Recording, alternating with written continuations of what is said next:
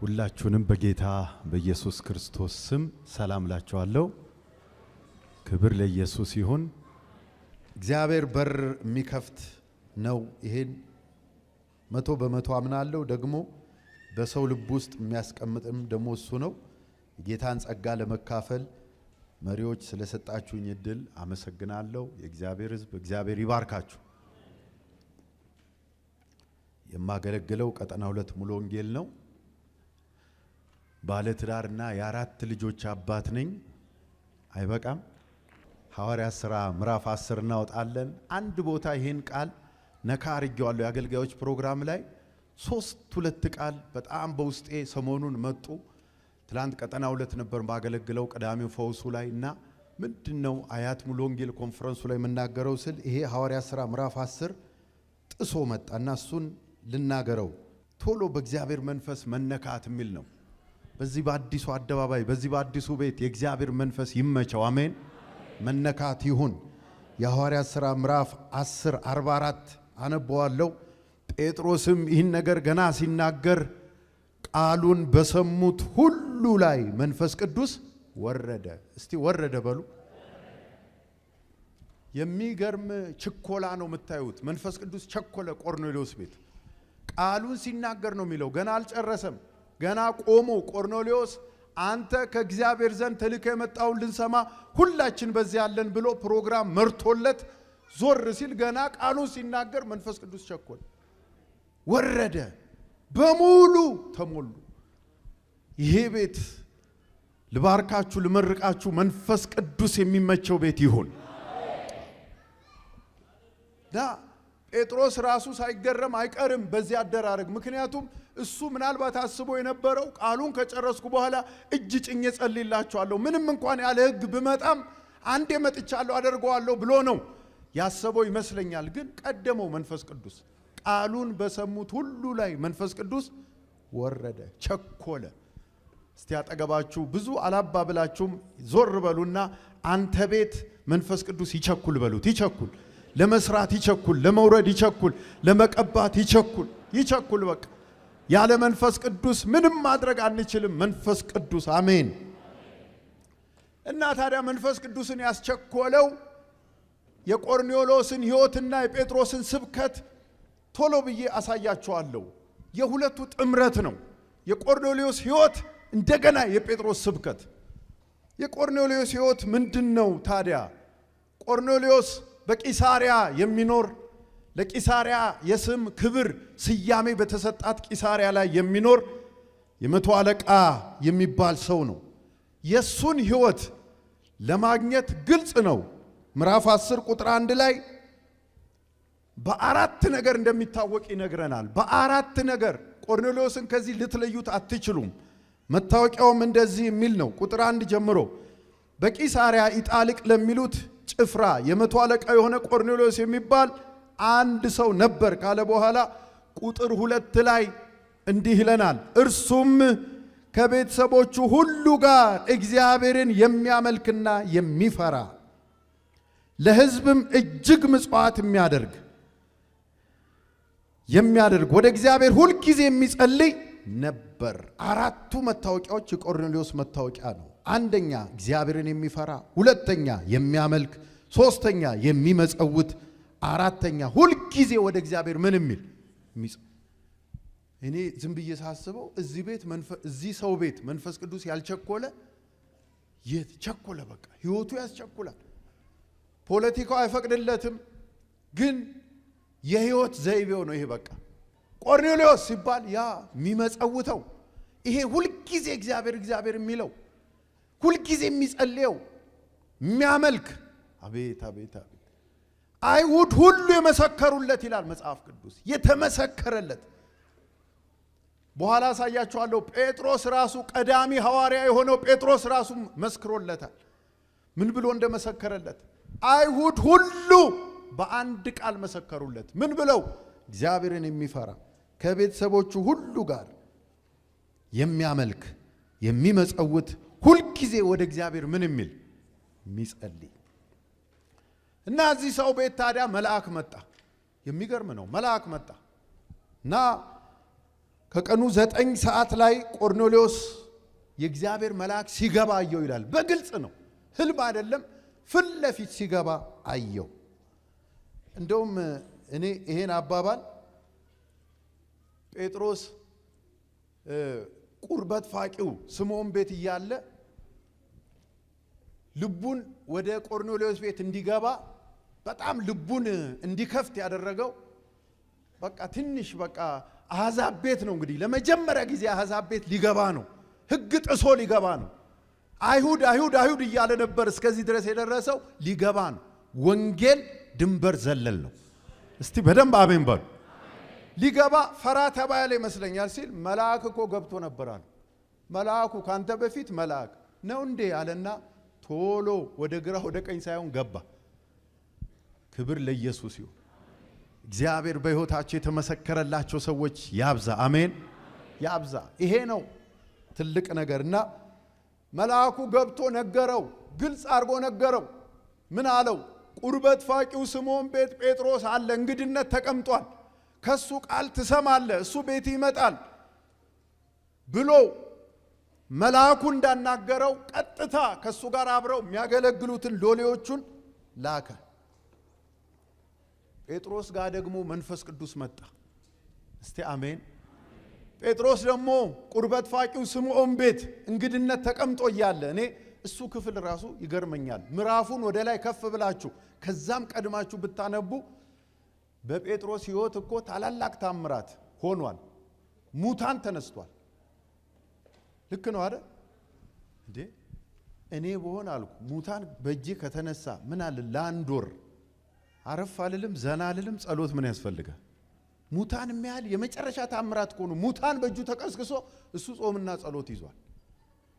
እኔ እንደ እጆቻችሁን አንሱ ልባርካችሁ። በኢየሱስ ስም እንደዚህ ያለ ረሃብ በቤታችሁ ይግባ። በቃኝ ማይል ጠገብኩ ማይል ሙታን በእጁ ተነስቶ ኤንያ ሆይ ተነስ አልጋን አንጥፍ ብሎ ሽባ በእጁ ተተርትሮ ሙታን በእጁ ተቀስቅሳ ያቺ ሴት እሱ ቁርበት ፋቂው ስምዖን ቤት እንግድነት ተቀምጦ ይጸልያል።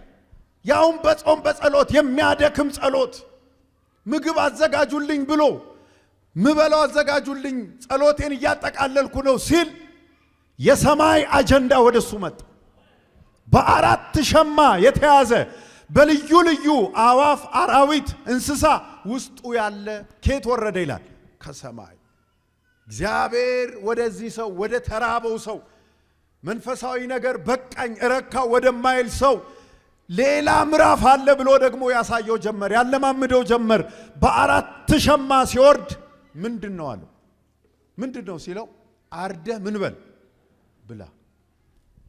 እኔ እንደምታውቀው አይሁድ ነኝ፣ ጸያፍ ነገር ወደ አፌ ገብቶ አያውቅም ሲለው እግዚአብሔር የቀደሰውን አንተ ምን አትበል አታርክስ ወሰደው ይላል። እኔ ይሄ ቦታ በጣም ይገርመኛል። ለመጀመሪያ ጊዜ አወረደው፣ ወሰደው፣ ሳበው ይላል ወደ ላይ። አሁንም ይቀይረዋል ይሻሻላል ብሎ መሰለኝ የጠበቀው ሲጠብቅ ራሱን አወረደው። ምንድን ነው አርደህ ብላ። 3 ጊዜ እየሳበ ራሱን ሳይቀይረው ይሄን አደረገ። ወገኖቹ እስኪገባን ድረስ እግዚአብሔር የራሱን ነገር ወደ ላይ ይስበዋል። እስኪገባ እስቲ አጠገባችኋለሁ እስኪገባህ ነው በሉት። እስኪገባ ከዛ በኋላ ነው መንገር የጀመረው። በሶስተኛው ላይ ራሱን ሲያወርደው መለኮታዊ ግጥምጥሞች ቆርኔሌዎስ የላካቸው ሰዎች ጴጥሮስ በር ላይ ደረሱ። ቁርበት ፋቂው በር ላይ ደረሱ። ጴጥሮስ የተባለው ስምዖን እንግድነት በዚህ ተቀምጧል ወይ? የመቶ አለቃ ቆርኔሌዎስ ልኮን ነው ብለው በታላቅ ድምፅ፣ እንደዚህ ማይክ አልነበረም ሲሉ ጴጥሮስ ይሰማ ነበር። ከውስጥ ሆኖ ይሰማ ነበር።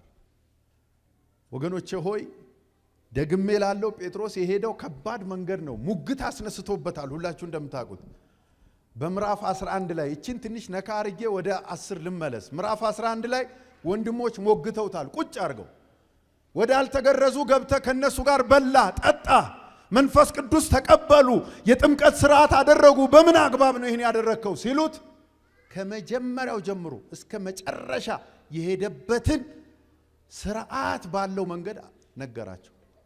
ለካ እድሜም ትምህርት ቤት ነው። ለካ ሰው እየቆየ ሲሄድ እየበሰለ እየሰከነ ነው የሚሄደው። ልብ በሉ ከሱ ኋላ የመጡ ናቸው እየሞገቱት ያሉት። ግን አስረዳቸው፣ እንዲህ ብሎ አስረዳቸው። ሶስት ነገር ነገራቸው። ልክ ናችሁ አለ። እኔም እናንተ እኔን እንደሞገታችሁኝ እኔም የሰማይን አምላክ ሞግቼ ነበር አለ። ግን ሶስት ነገር አሳመነኛል። የእግዚአብሔርን ፈቃድ የለየውበት ሶስት ነገር ነው አለ። አንደኛ እኔ ነገሩ የጀመረው በኢዮጴ ከተማ እየጸለይኩ ነው አለ። እስቲ አሜን። አጠገባችሁ ያለው ጸልየህ አታፍርም በሉት። ጸልየህ ምሪት አለ፣ ድምፅ አለ፣ መለኮታዊ ግጥምጥሞሽ አለ። እስቲ በደንብ ጮኻችሁ አሜን በሉ።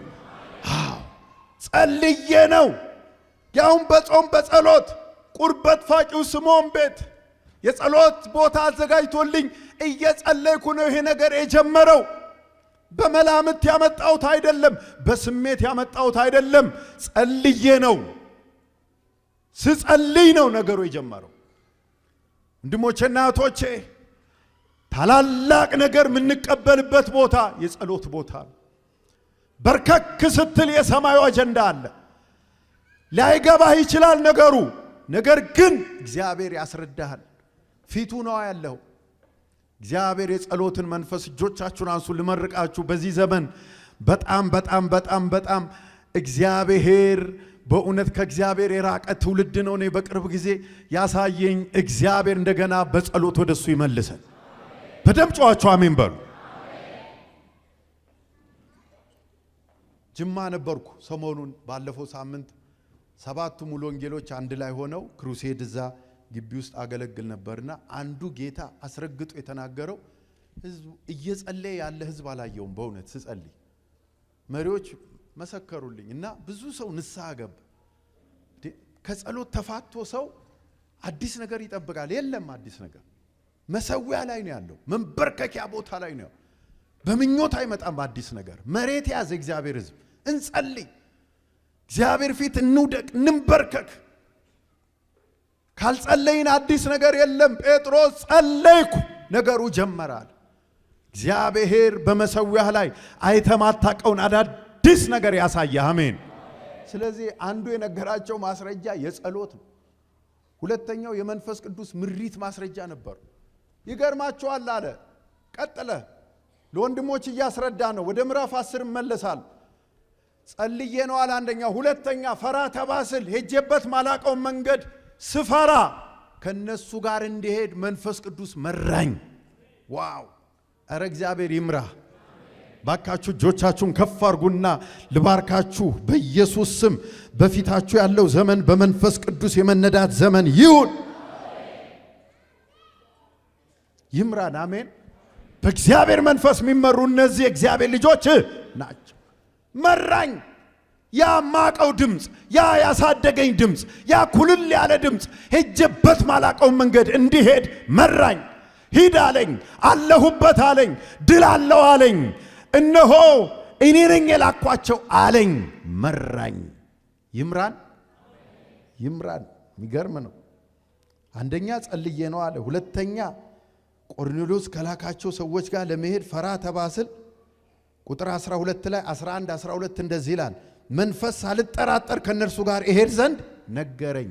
አረ ይንገርህ፣ አረ ይንገርሽ በሉልኝ ባካችሁ። አጠገባችሁ አለው ይንገርህ መንፈስ ቅዱስ በሉት። ይንገሩ ብዙ ድምጾች እያሉ ሳልጠራጠር ከነሱ ጋር እንዲሄድ ምን አለኝ? ነገረኝ። እግዚአብሔር ይናገራል። ደስ የሚለው ክርስትና ተናጋሪ አምላክ ነው። አሜን። እስቲ በደም ጨዋቸው አሜን በሉ። አዎ ነገረኝ አለ። ሶስተኛ የነገራቸው ማስረጃ የእግዚአብሔር ቃል ነበረኛል። የሚገርም ነው። ሶስት ዋና ዋና ጸሎት፣ የመንፈስ ቅዱስ ምሪት፣ የእግዚአብሔር ቃል። ዮሐንስ በውሃ አጠመቀ። ቁጥር 16 እናንተ ግን በመንፈስ ቅዱስ ትጠመቃላችሁ ያለው የጌታ ቃል። እስቲ የጌታ ቃል በሉ። የጌታ ቃል ትዝ አለኛል። ላጠምቅ ስል ቃል መጣልኛል። አጠመቅኳል። የመንፈሱ ምሪት፣ ጸሎት፣ ቃል። ከዚህ በላይ ምን አለ? ይህን በነገራቸው ጊዜ እንዲህ አሉ። እንግዲህ ይሄን ነገራቸውና እንግዲህ እግዚአብሔር በጌታ በኢየሱስ ክርስቶስ ላመን ነው ለኛ ደግሞ እንደሰጠን ያን ስጦታ ለነርሱ ከሰጠ እግዚአብሔርን ለመከልከል እችል ዘንድ እኔ ማን ነበርኩ? ቁጥር 18 ላይ ሙግቱ በዚህ ነው የተጠናቀቀው። ቁጥር 18 ላይ ይህን በሰሙ ጊዜ ዝም አሉና እንኪያስ እግዚአብሔር ለአሕዛብ ደግሞ ለሕይወት የሚሆን ንስሐ ሰጣቸው እያሉ እግዚአብሔር ምን አሉ? አከበሩ። የእግዚአብሔር ነገር በክብር ነው የሚያልቀው። እስቲ አሜን በሉ። በቃ አልገባንም ነበር አሉት። አስረዳህን። ለእግዚአብሔር ሕዝብ አንድ ነገር ብያችሁ ልለፍ። መሪ እግዚአብሔር ያስቀመጠው መሪ የሆነ ነገር ቢጠይቃችሁ እንደ ጴጥሮስ ምንማረው ከጴጥሮስ ይሄ ነው። ቁጭ ብሎ ማስረዳት እንደዚህ እነዚህ ሰዎች ምናልባት ሊያግዱት ሁሉ ነበር ሊሆን ይችላል። ጴጥሮስ ግን ሲረዱ ጸሎት አለበት፣ ነገሩ ምሪት አለበት፣ ቃል አለበት። ከዚህ በላይ 3 ምስክርነት ከዚህ በላይ ምን አለ? ልክ ነህ አሉት። እግዚአብሔር ለአሕዛብ ደግሞ ለሕይወት የሚሆን ንስሐ ሰጣቸው። እግዚአብሔር ይመስገን። ኧረ አሜን። ባካችሁ አጠገባችሁ ሄደበት ማታቀው መንገድ እግዚአብሔር ይመራል በሉት። ይመራል።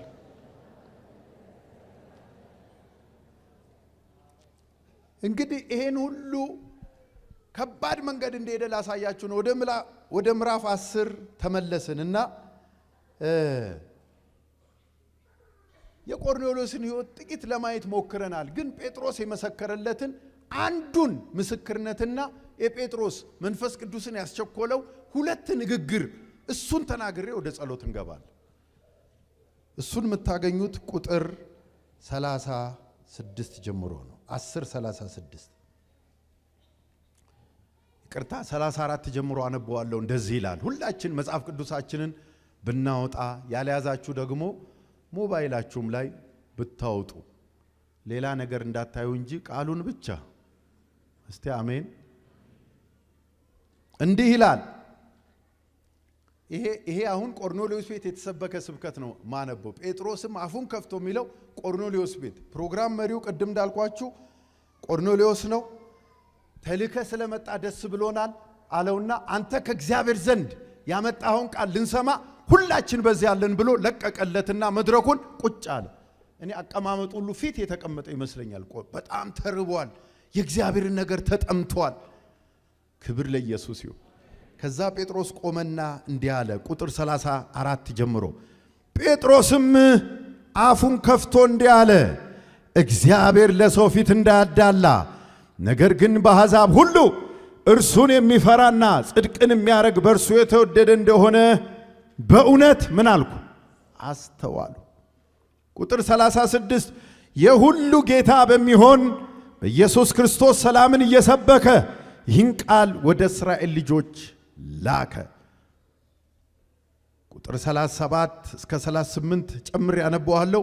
ዮሐንስ ከሰበከው ጥምቀት በኋላ ከገሊላ ጀምሮ በይሁዳ ሁሉ የሆነውን ነገር እናንተ ታውቃላችሁ። እግዚአብሔርም የናዝሬቱ ኢየሱስን በመንፈስ ቅዱስ በኃይልም ቀባው። እርሱም መልካም እያደረገ ለዲያብሎስም የተገዙትን ሁሉ እየፈወሰ ዞረ። እግዚአብሔርም ከሱ ጋር ነበር። እስቲ አሜን በሉ። ይሄ ነው ቆርኔሌዎስ ቤት የተሰበከችው ስብከት፣ አጭርና ግልጽ። ይሄ ሲሰበክ ነው መንፈስ ቅዱስ ቸኮለ። ቅድም እንዳልኳችሁ አንዱም ላይ እጅ ሳይጭን መንፈስ ቅዱስ ቤት ውስጥ ያሉትን የቆርኔሌዎስ ቤተሰብ በሙሉ ተሞሉ። አረ ይሙላን። እኔ እንጃ፣ እኔ ብዙ አሜንታችሁ ቀነሰብኝ። አዲሱ ስላላችሁ ነው። እስቲ በደንብ አሜን በሉ። ትልልቅ ህንፃዎች እየተሰሩ ነው። አስገራሚ ግን መንፈስ ቅዱስ ከሌለ ምን ያደርጋል ወገኖች? መንፈስ ቅዱስ ትልልቅ የሚገርም በጣም የሚገርም ክፍለ ሀገር እዚህም አዲስ አበባ የተለያየ ቦታ እና የእግዚአብሔር መንፈስ ቅዱስ ላስቸግራችሁ 2 እጆቻችሁን አንሱና መንፈስ ቅዱስ በሉ እስቲ። እፈልግሃለሁ፣ ኃይሌ ነህ በሉት። አቅሜ ነህ፣ ጉልበቴ ነህ፣ ብርታቴ ነህ። ሃሌሉያ። መንፈስ ቅዱስ እና የመጀመሪያው ቶሎ ብዬ ልንገራችሁ፣ ቅድም ያልኳችሁ ጴጥሮስ ስለ ቆርኔሌዎስ ቤተሰብ የመሰከረው ምስክርነት ነው።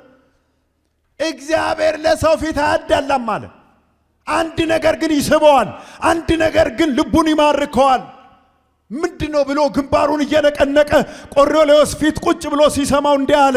እግዚአብሔር ለሰው ፊት አያዳላም ካለው በኋላ ነገር ግን እግዚአብሔርን የሚፈራና ጽድቅን የሚያደርግ በሱ የተወደደ እንደሆነ በእውነት ምን አልኩ? አስተዋል። ያለ ሕግ የመጣሁበት ዋናው ምክንያት ልንገርህ አለው ቆርኔሌዎስን።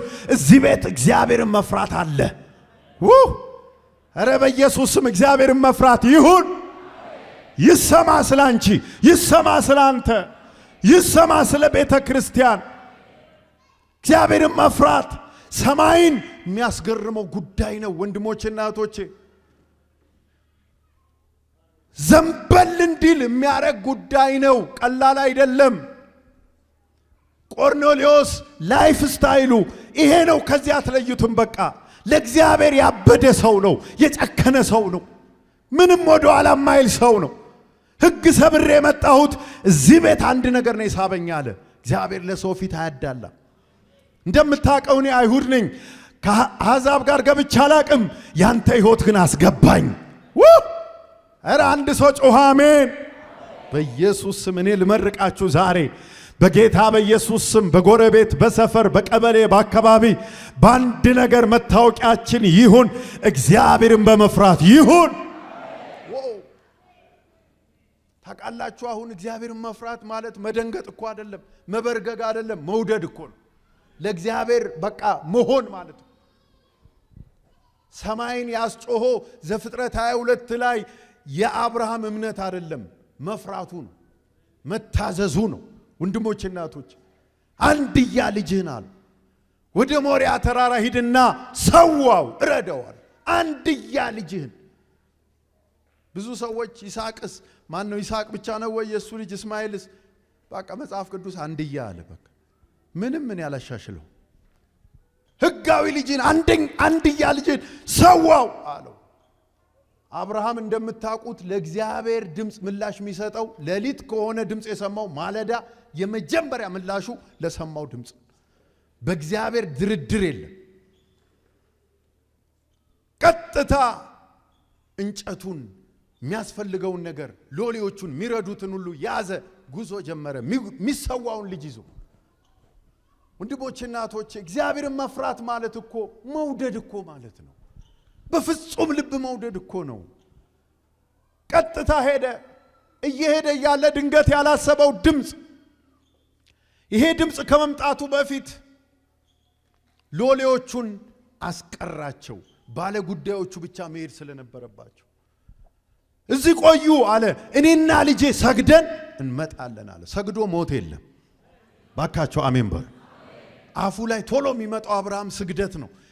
በእግዚአብሔር የተቃኘ ሕይወት ነው ያለው። ስለዚህ ሰግደን እንመጣለን ብሎ ቀጠሮ አደረገ። ዋናውን ባለ ጉዳይ ልጁን አንድያ ልጁን ይስሐቅን ይዞ ወደ ሞሪያ ተራራ ሄደ።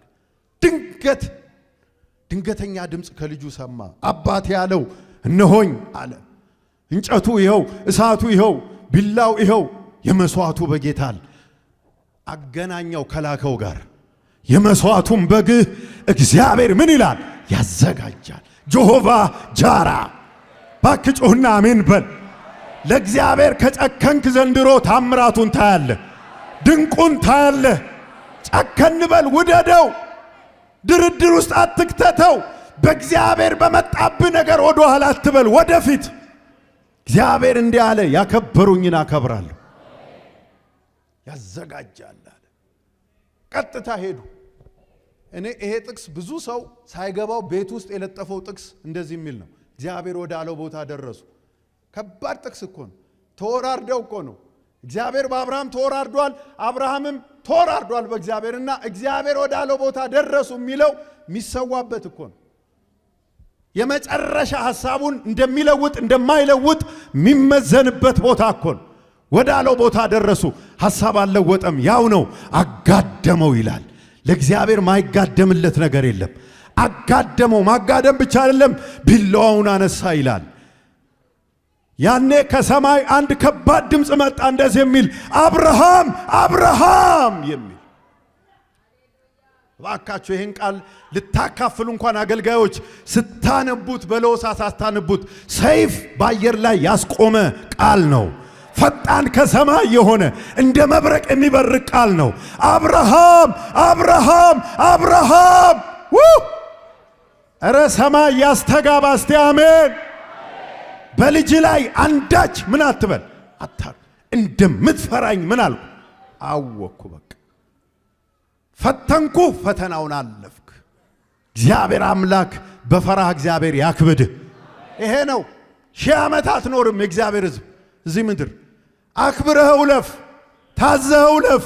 ነውርንም ቢበል ሙስናንም ቢበል ኃጢአትንም ቢበል አይመጥነኝም በል። አይመጥነኝም። ኃጢአት ማንሰራው ለምንድን ነው? አይመጥነንም። የሚመጥነን ጽድቅ ነው፣ ቅድስና ነው፣ እግዚአብሔርን መፍራት ነው። ኧረ እባካችሁ ጮኻችሁ አሜን በሉ። አንዴ ታዞ የበረከት ማዕት ከዛ በኋላ ድጋሚ ጠራው ይላል የእግዚአብሔር መልአክ። አሁን እረድ ሊለው አይደለም፣ በራሴ ማልኩ ሊለው። ለካ በስም ብቻ አይደለም እግዚአብሔር ያህዌ ያህዌ ብቻ የምትለው። ለካ ሕይወትን ሰጥተኛል፣ ልጅን ሰጥተኛል። ያንተ የሆነውን ይህን ሁሉ ዘመን ጠብቀ የሰጠውን ልጅ መልሰ ሰጥተኛል። ክርስትና ይሄ ነው። እግዚአብሔር አምላክ በፈራህ እግዚአብሔር ይባርከን። ይሄ ነው።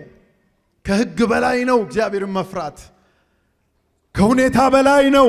ሰማይን ያስደንቃል ከዳር እስከ ዳር። እስቲ አሜን። አንድ ጥቅስ ልጨምርላችሁ። ነገሥት ላይ ያለችው ሴት ትዝ ይላል። ባሏ የሞተው በስማ ጀግና ቤተሰብ። ሁለተኛ ነገሥት ምዕራፍ ስንት ነው? 4 አይደል? 4 ነው 6? እሺ ላንብብላችሁ። ዝም አላችሁ።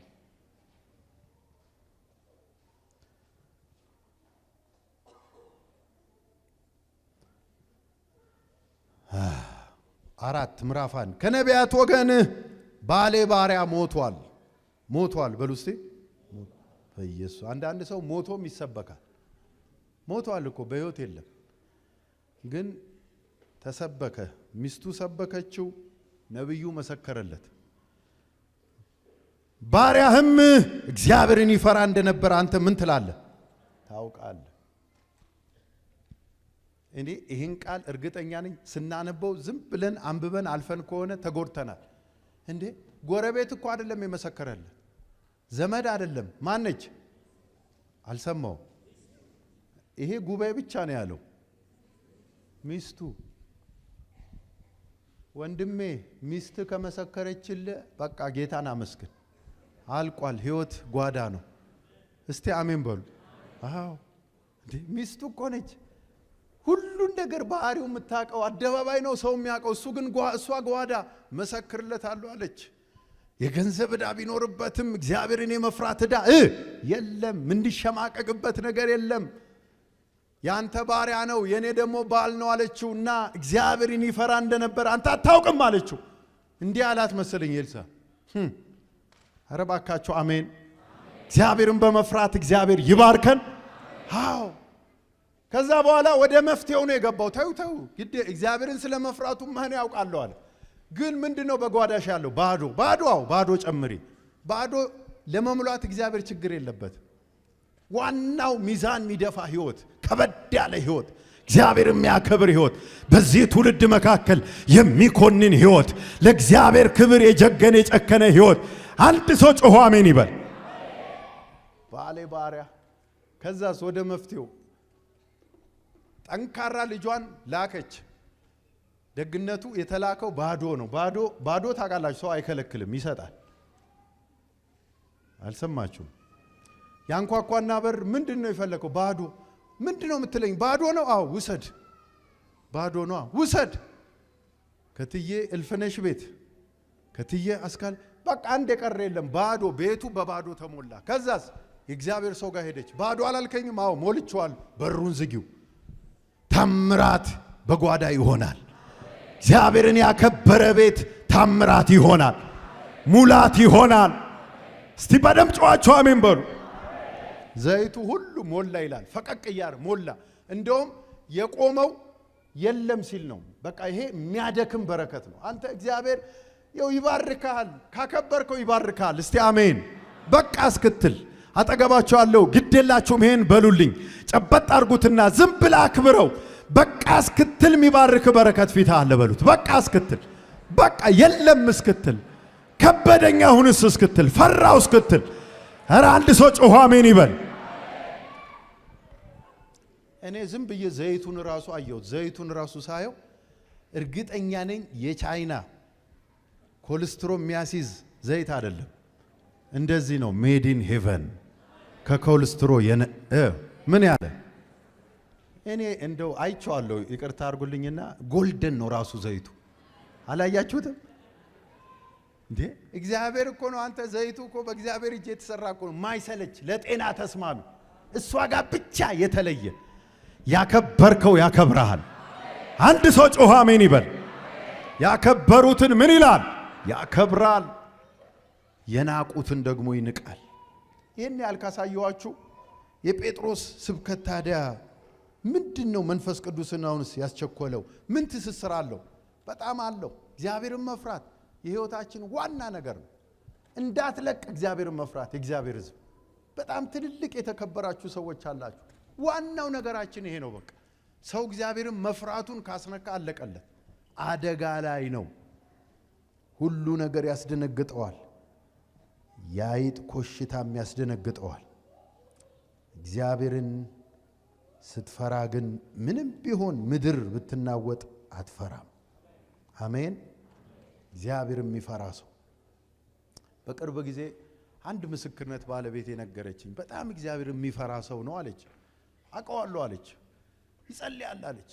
የጸሎት ሰው ነው እና ከዛ እንደዚህ እያለ ድንገት የህመም ስሜት ተሰማው። ከዛ ሐኪም ጋር ሄደ። የግል ሐኪሞች ጋር ሲሄድ ሐኪሙ ጭንቅላቱን ያዘ። እንዴት ቆመ መጣል? ምን ነው አለው። እሱ ተረጋግቶ ምን ነው ይለዋል። በቃ እግዚአብሔርን የሚፈራ ሰው እኮ ሞት ለሱ ቀልድ ነው። እስቲ አሜን በሉ። ምን ነው ተረጋጋ ዶክተር አይዞ ተረጋጋ አለው።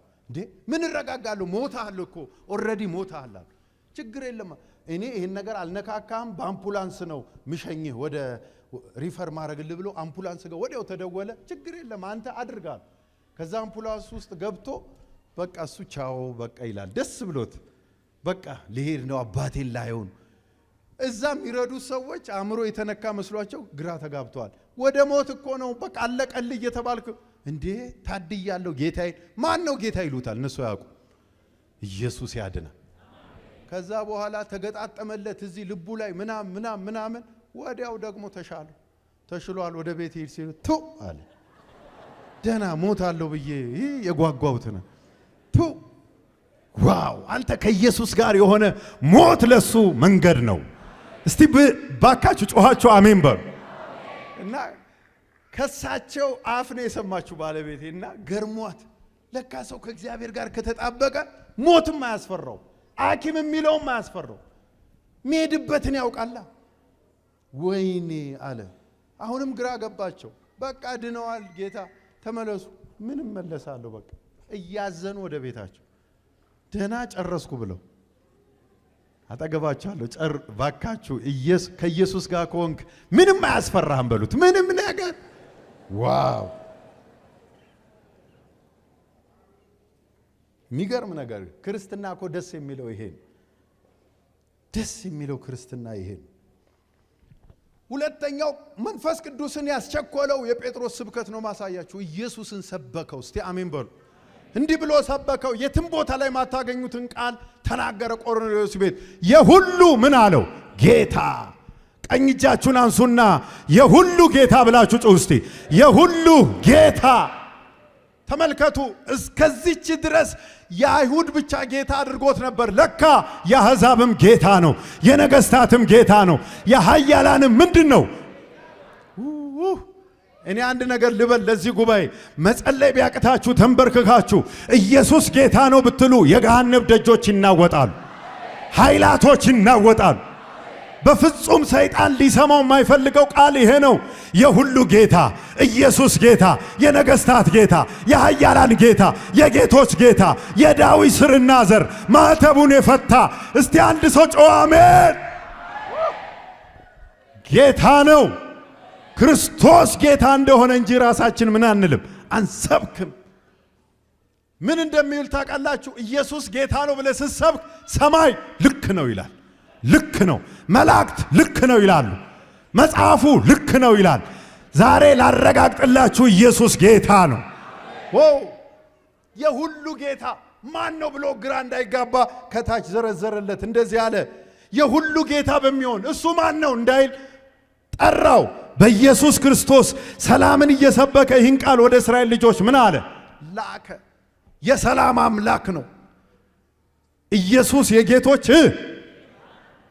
በቅርብ ጊዜ አንድ ምስክርነት ሰማው። ወደ አምቦ አካባቢ የተደረገ እውነተኛ ሰው ነው የነገረኝ። ከኔ ጋር ሊዘምር ወሊሶ ላይ ስቴዲዮም ላይ ተገናኝተን እዛ ሊዘምር መጥቶ እስቲ ልንገርህ ምስክርነቱን ብሎ እውነተኛ ምስክርነት ነገረኝ። ምንድነው? ከታነጻችሁበት እናንተም ልንገራችሁ። አንድ ወንጌላዊ ገብቶ ገበያ ውስጥ ይሰብካል፣ ወንጌል ይሰብካል። በመንፈስ ቅዱስ ምሪት ነው ገብቶ ሲሰብክ ክብ ሰርተው ድቤ የሚመቱ ሰዎች ነበሩ። ከነሱ መሃል ወደቀ አጋንንት። አሁን እዛ ጋር ሲወድቅ እዛም ጋር ደግሞ ወደቀ፣ እዛም ጋር በኢየሱስ ስም። ከዛስ መከላከያ መጣና ወረረው አካባቢ መሳሪያ ይዞ ወደ ላይ። ከዛ አንደኛው ከሳሹ መጣ። ይሄ ከሳሹ እሱ እኮ ነው ብሎ ወንጌላዊውን የሚከሰው ደህና ተረጋግተን ገበያ እንገበያ መጥቶ ገበያውን የረበሸው እሱ እኮ ነው ብሎ ሊከሰው ለመከላከያው እሱ እኮ ነው ብሎ ወደ ግንባሩ እሱ ነው ምን አለ? እሱ አለው መከላከያው ኢየሱስ ጌታ ነው እያለ መከላከያው መሳሪያው እንደያዘ እና ኢየሱስ ምንድን ነው አሉ? በል ተንበርከክ አሉ። ያድናል። ለካሱም ክርስቲያን ነው፣ በጌታ ነው እንዴ። ስራው ይቀራል እንጂ ኢየሱስ ጌታ። ተንበርከክ አለው። ተንበረከከ። በልጅን ወደ ላይ አንሳለው። ሁለት እጁን እኔም ብለውም በላለው። አንድ ነፍስ አገኘ። ጌታ ኢየሱስ ሆይ ጌታ ኢየሱስ ከዚህ ሰዓት ጀምሮ ከዚህ የሕይወቴ ጌታ አድርጌ ተቀብይ። በቃ ገቢ ሆነ። አሁን ያ እዛ ገበያው መሃል ጌታ ኢየሱስን የተቀበለ ወንጌላዊ ነው። ያድናል። ባክጩህና ጉባኤው አንድ ላይ ያድናል በልባክ። አደባባይ ቢሰበክ የማያሳፍር ኢየሱስ የጓዳዬ አምላክ ብቻ አይደለም፣ አደባባይ ላይ ጠራዋለሁ። ኢየሱስ ጌታ ነው ላለው አልሸማቀቅበትም፣ አላፍርበትም የሚል አንድ ሰው ጮህ አሜን ይበል። አይሁድ ጋር ይሰበካል፣ አሕዛብ ጋር ይሰበካል፣ ነገስታት ጋር ይሰበካል። ኢየሱስ ጌታ ነው። ጌታ ነው። ጌታ ነው። አንተ ዝም አትበል። ይኸው ኢየሱስ ጌታ ነው ስትል ጂኒ ድንብርብሩ ነው የሚወጣ። ባስ ውስጥ ገብተህ የመላእክትን ስም ብትጠራ ማንም ዞር ብሎ የሚያይል። ኢየሱስ ጌታ ነው ብትል ጥግ ያለው ሰው ዞር ብሎ ያያል። ማን ነው? እኔ እንዲህ አጋጥሞኛል። አንዴ ነግሬያችሁ እንደሆነ አላውቅም። የዛሬ 30 ዓመት አካባቢ ባስ ውስጥ ነው እኔ አገልግሎት የጀመርኩት። አሜን በሉ እስቲ። አዎ ባስ ውስጥ ገባው 28 ቁጥር አውቶቢስ ውስጥ። ከዛ ሹፌሩ ኋላ ነው የቆምኩት። እሺ እዚህ አውቶቢስ ውስጥ ያላችሁ ወንድሞቼ፣ እናቶቼ፣ አባቶቼ፣ እህቶቼ እንደ መንግስቱ ኃይለማርያም ማለት ይሄን ተናገሬ ወንጌል ልክ ስሰብክ አንዲት ሴት ላይ አጋንንት ጮኸ ሲል ለመጀመሪያ ነው እኔም አብሬያት ልጮህ ነበር። ለመጀመሪያ ነው ደነገጥኩ። ሹፌሩ ደግሞ መኪናውን ባሱን እንትን እያለ ዳር ላይ አስያዘና ዋለና ሁለቱንም ይጮሁትን አውርዱልኛል። ተመልከቱ። ለካሱም ሊጮህ ነበረ። ያድናል። ኢየሱስ ተሰብኮ ማትረፍ እንጂ መክሰር። ከዛ ለመጀመሪያ ጊዜ ድምጽ ሰማው። የቡዳ መንፈስ እንዳስጮሃት ለልቤ መንፈስ ቅዱስ። ከዛ በኋላ ገለጻ አረኩ እዛ አውቶቢስ ውስጥ። ይኸውላችሁ አልኩ እኔ ወንጌል ስሰብክ እቺን ልጅ አላቃትም፣ የቡዳ መንፈስ ነው ከላው ላይ ጮህ ስል ሰው ሁሉ ጥግ ጥግ ያዘ። አቁም ሲል የነበረው ጥግ ጥግ ያዘው። ፈራ። ያድናል። እኔ ደግሞ ደፈርኩ። በቃ አንበሳ ሆንኩ። ከዛስ ሁለቱንም አላሆንም። ድምጹን ከፍ አድርጎ ሹፌሩ ሁለቱንም ካላወረዳችሁ አልቀጥልም አለ። ወረደች እሷ፣ እኔም ወረድኩ። ያለ ፌርማታቸው ያኔ ደግሞ 15 ሳንቲም ነበረ። ልክ ነው? አዎ እስቲ በ15 አዎ እንዴ 15 ሳንቲም ነበር። ጌታ ይባረክ። ከዛ ወረድን። ያለ ፌርማታቸው ብዙ ሰዎች ወረዱ። ትዝ የሚለኝ ዊንጌትን አልፎ ወደ አስኮ እየሄደ ነው 28 ቁጥር አውቶቡስ ከመርካቶ ተነስቶ ብዙ ሰው ተሰበሰበ። እኔ ሰው መሰብሰቡን ወደድኩት። ወንጌል ልሰብክ ነው።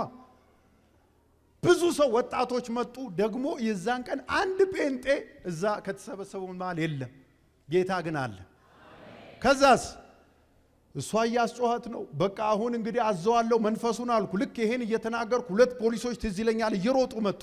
በትን እያሉ መጡ። አይ እሱ እኮ ነው አሉ። ወደኔ ምንድነው አሉኝ ፖሊሱ። አይ ክፉ መንፈስ ነው የያዛት አሁን ነጻቱ። እሺ ቶሎ አፍጥነው አሉ። ቶሎ አፍጥነው ያድናል ብለህ ባካ አታፍርም? እስቲ በደም ጨዋቸው አሜን በሉ። ከዛ በኋላ ክፉን መንፈስ አዘዝኩት። ከውስጡ አወጣ። ማን ነው እዚያ መጣኛለች? ሱሪ ለብሳለች። ጸጉሯ ዕቃ ገዝታ ወደ አስኮ ስትመለስ ነው ጌታ አውቶቡስ ላይ ራርቶ ነፃ ያወጣት። ማን ነው ያመጣኝ ንገረኝ አለችኝ። እነግርሻለሁ አንዴ ታገሽኝ አልኩ። አሁን ጌታን የምትቀበሉ ብዬ በትህትና ብለምን ብዙ ሰው ላላገኝ ይችላል። ድንገት አይኔና ፈጥ ከሷ ውስጥ የወጣው መንፈስ እንዳይገባባችሁ የምትፈልጉ እጃችሁን አሳዩ። 17 ሰው እጁን አሳይ። ከሷ ጋር ተያይዘን 18 ወደ ቸርች ይችላል። አደባባይ ላይ ጠርተሽ ኢየሱስን አታፍሪም? እስቲ ጮክ በሉና ኢየሱስ ጌታ ነው በሉ አንዴ። ይገርም ነው። ከዛ ይሄን ምስክርነት ከስንት ዓመት በኋላ የዛሬ 7 ዓመት 8 ዓመት እዚህ ኮተቤ አካባቢ ኮንፈረንስ ስመሰክር አንድ ሰው ጉድ እኮ ነው ብሎ ከመካከል ቆሞ ጉድ ነው ይላል። እኔ እዚህ እየሰበኩ እሱ ጉድ ነው ይላል። የኔ ወንድም ምንድነው ጉድ? እስቲ አብረን እንደነቅ። ምንድነው? ያኔ እኮ ከዳኑት አንዱ እኔ ነበርኩ። ክብር ለእግዚአብሔር ይሁን። ያድናል። አጠገባችሁ ወደ ሶስተኛ ነጥቤ ከመጨበጥ አድርጎት ኢየሱስ ጌትነቱን ስበከው አታፍርም በሉት። መንፈስ ቅዱስ ባንተ ሕይወት ይቸኩላል። ሶስተኛውና የመጨረሻ ቆርኔሌዎስ ቤት መንፈስ ቅዱስን ያስቸኮለ ሕይወት ታዲያ ምንድነው? ሶስተኛውና የመጨረሻ ኃይል ተሰብኳል። እስቲ ኃይል በሉ። ቁጥር 38 ላይ እግዚአብሔርም የናዝሬቱ ኢየሱስን በመንፈስ ቅዱስ በኃይል ምን አለው? ቀባው። እርሱም መልካም እያደረገ ለዲያብሎስ የተገዙትን ሁሉ እየፈወሰ ዞረ። እግዚአብሔርም ከሱ ጋር ነበር። ተመልከቱ፣ ቆርኔሌዎስ ቤት እግዚአብሔርን መፍራቱ አለ፣ ምጽዋቱ አለ፣ ሁሉ ነገሩ አለ። ኃይል ነበር ለካ የሚጎለው። ኃይል ደግሞ ያለ መንፈስ ቅዱስ ኃይል ምንም መሆን ምን አይልም አይችልም። እኔ እንደውም መንፈስ ቅዱስ የቸኮለው የመጨረሻ ኃይሉን ሲናገር ኃይል ወረደ። አረ ኃይል ይሁን። ቀኝ እጆቻችሁን አንሱና ኃይል በሉ። ኃይል በጓዳ ኃይል፣ በቤተ ኃይል፣ በመሰዊያ ኃይል፣ በቤተ ክርስቲያን ኃይል፣ የእግዚአብሔር ኃይል፣ የመንፈስ ቅዱስ ኃይል። ቅድም እንደሰማነው አባቶች በመካከላችን አሉ። እነሱ ምስክር ናቸው። በእነሱ ፊት ቆሞ መናገር ትልቅ እድል ነው። የሙሉ ወንጌል ታሪክ ይሄ ነው። መንፈስ ቅዱስ እስቲ አሜን። በነገራችን ላይ ፓስተር ግርማ ቦጋለ ነው እኔ እንደነነት ያስተማሩኝ። እስቲ አሜን። ቀጠና 2 ሸክላ ቤቷ ውስጥ ነው። በቃ ኃይል ደህንነት እየተማርን ኃይል እጅ ለእጅ ተያይዘን የእግዚአብሔር ኃይል ይወርድብናል። 1 ዓመት ነው የፈጀብን ደህንነቱ። በኢትዮጵያ አቆጣጠር 1984 ዓመተ ምህረት ማለት። ክብር ለኢየሱስ ይሁን። አንዳንድ ሰው ቶሎ ብሎ እድሜ ነው የሚቆጥረው። እድሜ አይነገርም። ቶሎ ብሎ ይገርማቸዋል። ያዕቆብን ሲያገኘው ቶሎ ብሎ እድሜ ነው የጠየቀው። ማን ነው ስሙ? ፈርዖን። ለመሆኑ ስንት ዓመት ነው ሲለው ትንሽ ነች አለ። እኮ ንገረኝ። 140ውን ላጥ አድርጎ ትንሽ ነች ይላል። ወንድሞቼ እና እህቶቼ ዛሬ ልንገራችሁ፣ ያለ መንፈስ ቅዱስ ኃይል ምንም ማድረግ ምን አንልም አንችልም። ኃይል ምንም በቃ ባይገባ መንፈስ ቅዱስ የሆነ ቦታ ይዞ ይሄዳል። በቃ የጌታ ኃይል ይፈውስ ዘንድ የጌታ ኃይል ሆነለት። ኃይል የመንፈስ ቅዱስ ሥራ የሐዋርያት ሥራ የሚባለው ብዙ የመጽሐፍ ቅዱስ አዋቂዎች እንደሚስማሙ የመንፈስ ቅዱስ ሥራ ነው። ሥራውን ነው የምናየው። ድነት ላይ ሥራውን እናያለን። ፈውስ ላይ ሥራውን እናያለን። የመንፈስ ቅዱስ ኃይሉ ነው አሁን የሚያስፈልገው። ኃይሉን መራብ፣ መጠማት፣ መጓጓት። ጅማ በነበረን ክሩሴድ ላይ ሕፃናት በመንፈስ ቅዱስ ተሞሉ፣ በአዲስ ቋንቋ ተናገሩ። እንባ በእንባ የእግዚአብሔር ክብር በኃይል መጣ። ታውቃላችሁ በጣም ከባድ ምድር ነው ያ ምድር። ግን እግዚአብሔር ለሕዝቡ ራራ፣ ኃይሉን ለቀቀ። እግዚአብሔር ኃይሉን ይልቀቅልን። እረ ይሙላን፣ ዕለት ይቀባን። ኢየሱስ እዚህ ምድር እያለ መቀባት ካስፈለገው እኛማ ደካሞች ምንም ማናውቅ ያለ መንፈስ ቅዱስ ኃይል ምንም ማድረግ ምን አንልም አንቺ። ቦስተን ላይ ኮንፈረንስ ነበረን የዛሬ 2 ዓመት አካባቢና ከዛ አንድ ዶክተር ወደኔ መጣና እንዲህ አለኝ፣ በጣም ዛሬ ደስ ብሎኛል። በዘመኔ ያለ 40 ዓመት የተከተልኩት ኢየሱስ ዛሬ በመንፈስ ቅዱስ ሞላኛል። አረ እግዚአብሔር ይሙላን። በቃ ደስ አለኛል። በህይወቴ እንደዚህ ያለ ደስታ አይቻላቅም። መንፈስ ቅዱስ እኮ ሲመጣ ደስታ እኮ ነው ይዞ የሚመጣው፣ ኃይል እኮ ነው። ፈሪውን እኮ ደፋር ያደርጋል። ጴጥሮስ 3 ጊዜ ካደውን መንፈስ ቅዱስ ከመሞላቱ በፊት 3 የካደውን ኢየሱስን በ3000 ነፍስ ተበቀለ። እግዚአብሔር በኃይል ይሙላ፣ በኃይል ይሙላ። ግራና ቀኝ ያለውን ከዚህ የበለጠ በረከት የለም። ባርኩት። እግዚአብሔር በኃይል ይሙላ። ልጆችን በኃይል ይሙላ፣ በመንፈሱ ይሙላ። ባርኩት። እስቲ ግዴላችሁ በኃይል ይቀባህ በሉት። ይቀባህ፣ ይሙላ፣ በመንፈስ ቅዱስ ይንዳ። ሃሌሉያ። ኃይል ይሄ ወሳኝ ነው በዚህ ዘመን ወንድሞች፣ እናቶች። ካለ እግዚአብሔር ኃይል ካለ መንፈስ ቅዱስ ምንም ማድረግ ምን አንልም አንችልም። እጅግ ደካሞች ነው። እሱ ሲመጣ ደግሞ ማይሆን ነገር የለም። ኃይል። እስቲ ቀኝ እጆቻችሁን አንሱና የመንፈስ ቅዱስ ኃይል በሉ። ታስፈልገኛል። ሙላኝ በሉት እስቲ። ቀባኝ፣ ንካኝ፣ ኃይል በሉ ሲጮዋችሁ። ኃይል።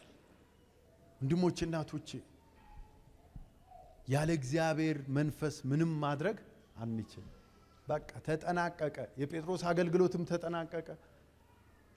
ዋናው የሄደበት ነገር ለካ የጴጥሮስ እግር ሲገባ የቆርኔሌዎስ ቤተሰብ በሙሉ በመንፈስ ቅዱስ እንደሚጠመቅ በሁሉም ላይ ይላል። ቅድም ያነበብኩላችሁን ቃል ደግሜ ላንብበውና እንጸልይ። ቁጥር 44 ላይ ጴጥሮስም ይህን ነገር ገና ሲናገር ቃሉን በሰሙት ሁሉ ላይ መንፈስ ቅዱስ ምን አለ? አረ ጮኻችሁ ወረደ በሉ። ወረደ። ከጴጥሮስ ጋር የመጡት ሁሉ ከተገረዙት ወገን የሆኑ ምዕመናን በአሕዛብ ላይ ደግሞ የመንፈስ ቅዱስ ስጦታ ስለፈሰሰ ተገረሙ። በልሳኖችም ሲናገሩ እግዚአብሔርን ሲያከብሩ ሰምተዋልን።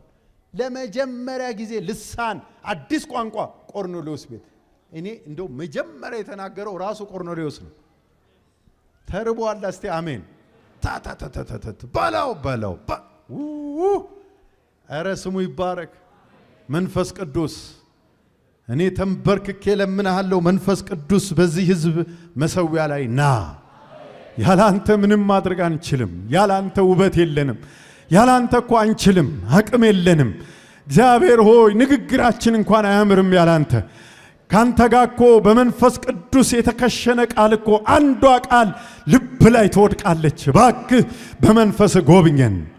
እባክህ ለሕዝቤ ለምንሃለሁ በመንፈስ ጎብኘው። ተኝቶ ህልም ያልም፣ ተኝቶ ድምፅ ይስማ።